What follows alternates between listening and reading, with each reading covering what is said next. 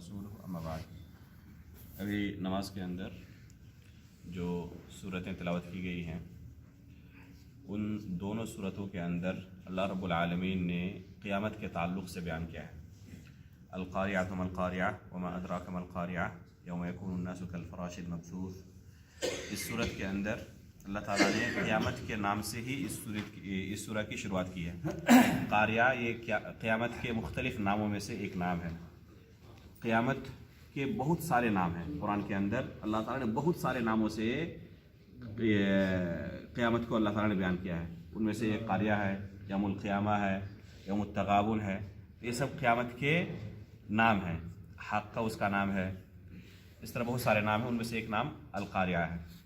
اس سورہ کے اندر اللہ تعالیٰ نے بیان کیا ہے کہ قیامت کے دن اس کی کچھ منظر کشی کی ہے کہ کیسا منظر ہوگا اس دن۔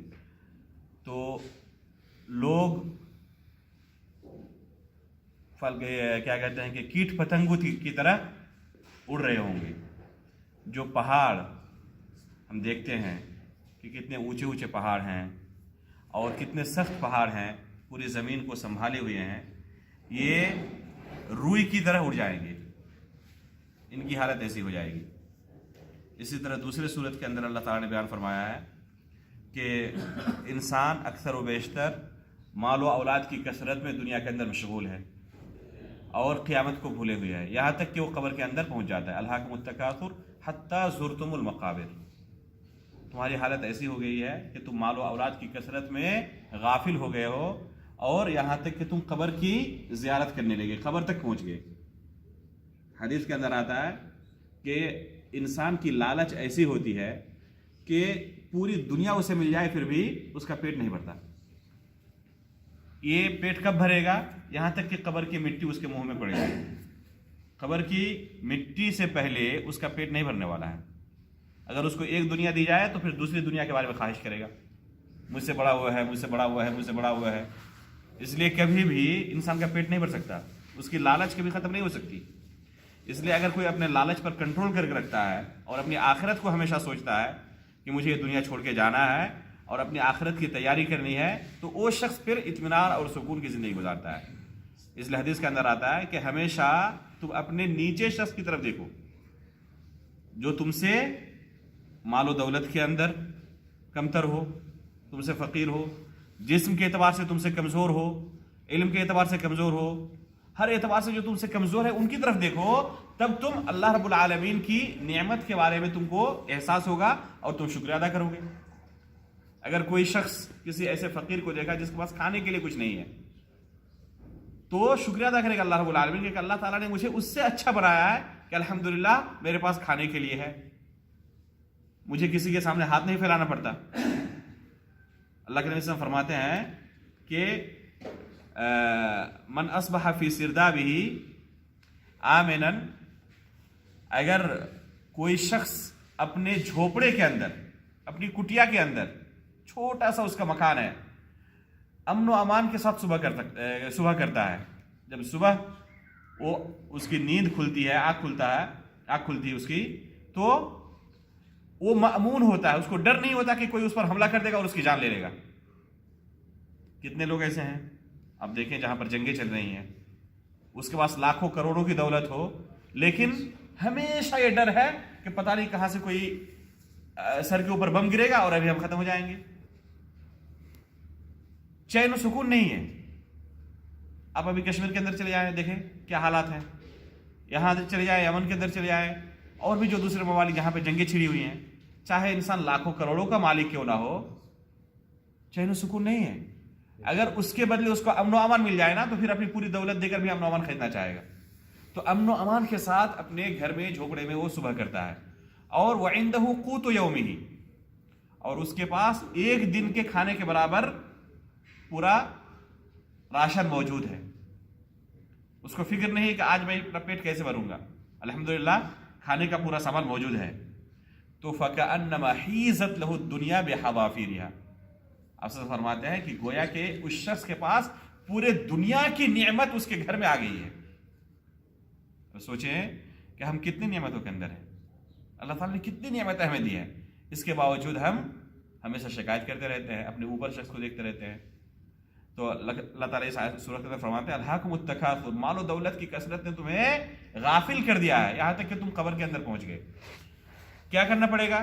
اسی پہلی آیت رکعت کے اندر جو میں نے سورت تلاوت کی تھی، اللہ تعالیٰ نے ایک میزان بنایا ہے کہ قیامت کے دن جس کے اعمال کا پلہ بھاری ہو جائے گا، فمن ثقلت موازینہ فہو فی عیشۃ راضیہ، تو وہ جنت کی نعمتیں لوٹے گا. ومن خفت موازینہ فامہ ہاویہ، اور اگر اعمال کا پلہ بھاری ہو گیا، گناہوں کا پلہ اعمال کا پلہ ہلکا ہو گیا اور گناہوں کا پلہ آپ کا بھاری ہو گیا، تو پھر وہ جہنم کے اندر ڈھکیل دیا جائے گا. اور اس سے بڑی محرومی اور ناکامی کچھ بھی نہیں ہے.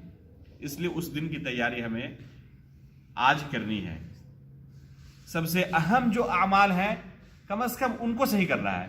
عقیدہ صحیح ہو، شرک اور بدعت نہ ہو، اس میں اللہ تعالیٰ پر ایمان رکھیں، اسی کو اپنا رب سمجھیں، مصیبت کے وقت اسی کو پکاریں، اعمال کے اندر شرک نہ آ جائے. دوسری چیز، جو دوسرا اسلام کا رکن ہے نماز، اس کے اندر کوتاہی نہ ہو. اگر نماز کے اندر ہی کوتاہی ہو گئی تب تو پھر دوسرے اعمال خسارے میں ہیں. بلکہ حدیث کے اندر آتا ہے العہد الذی بیننا وبینہم الصلاۃ فمن ترکھا فقد کفر. مسلمان اور کافر کے درمیان فرق کرنے کی چیز صرف نماز ہے. جس نے نماز چھوڑ دی اس نے کفر کیا.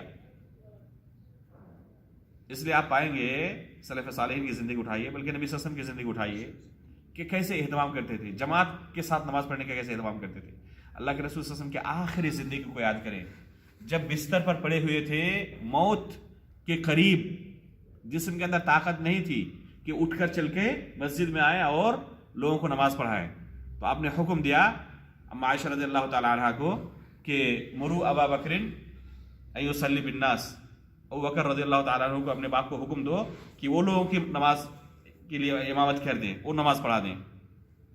آپ خود چل کر مسجد آئیں اور لوگوں کو نماز پڑھائیں، اس کی بھی طاقت جسم کے اندر نہیں ہے. تو آپ حکم دے رہے ہیں کیا کہ ابو بکر صدیق کو کہو کہ وہ نماز پڑھا دے لوگوں کو. پھر ابو بکر صدیق رضی اللہ تعالیٰ عنہ نے نماز پڑھنا شروع کیا. پھر آپ کو لگا کہ شاید میں مسجد پہنچ سکتا ہوں، جسم کچھ اچھا لگ رہا ہے. پھر حکم دیتے ہیں کہ چلے مجھے مسجد لے چلو. اب سوچیں کہ نماز کی کیا اہمیت تھی اللہ کے رسول نے. حدیث میں آتا ہے کہ 2 شخص کے کندھوں پر آپ نے سہارا دیا، 2 صحابہ کرام کے کندھے پر سہارا دیا، اور تخطا رجلاہ، آپ کے دونوں پیر زمین سے گھسٹ رہے تھے. اس حالت میں آپ مسجد آئے اور آپ نے نماز قائم کی، جماعت کے ساتھ نماز پڑھی. اب غور کریں کہ آج ہم کس حالت میں نماز چھوڑتے ہیں اور جماعت چھوڑ دیتے ہیں. اپنے کاموں میں مشغول ہونے کی وجہ سے نماز جماعت کی کوئی پرواہ نہیں ہے. تو میرے بھائیوں، یہ ہے نماز کی اہمیت اور جماعت کی اہمیت.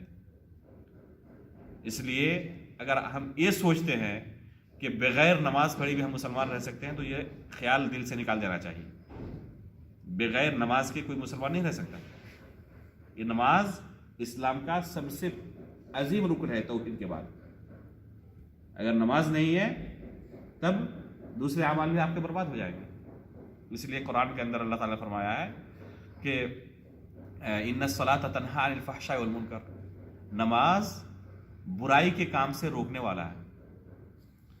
اگر بہت ساری برائیاں ہیں تو نماز اگر انسان صحیح طریقے سے پابندی کے ساتھ پڑھنے لگے تو دوسری برائیوں سے دیکھیں گے کہ آہستہ آہستہ وہ دور ہوتے جائے گا. اور جیسے نماز چھوڑنے لگا تو اور دوسری برائیاں بھی اس کے اندر، دوسرے گناہ بھی اس کے اندر آتے جائیں گے. یہ معیار ہے. اس لیے آتا ہے کہ اگر کسی نے نماز چھوڑ دیا تو دین کا ستون اس نے گرا دیا.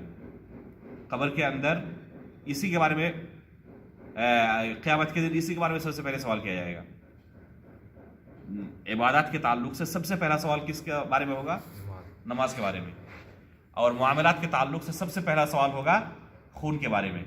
اگر کسی نے کسی کو قتل کیا ہو تو اس کے بارے میں سوال ہوگا. تو سب سے اہم عبادات کے اندر کیا ہے؟ نماز ہے.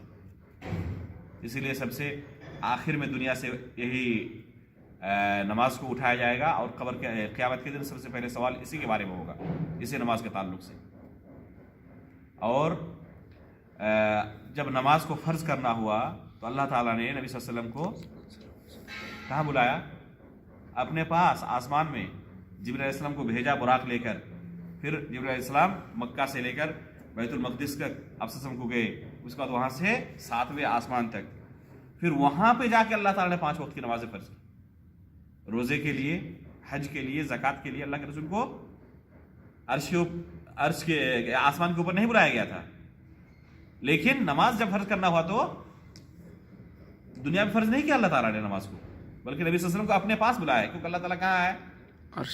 عرش کے اوپر ہے، آسمان کے اوپر ہے۔ جو لوگ کہتے ہیں نا کہ اللہ تعالیٰ ہر جگہ ہے، یہ غلط ہے۔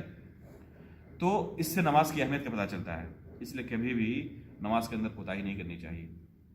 اللہ تعالیٰ سے دعا ہے کہ ہمیں نماز کے اہتمام کی توفیق عطا فرمائے، جماعت کے ساتھ نماز پڑھنے کی توفیق عطا فرمائے۔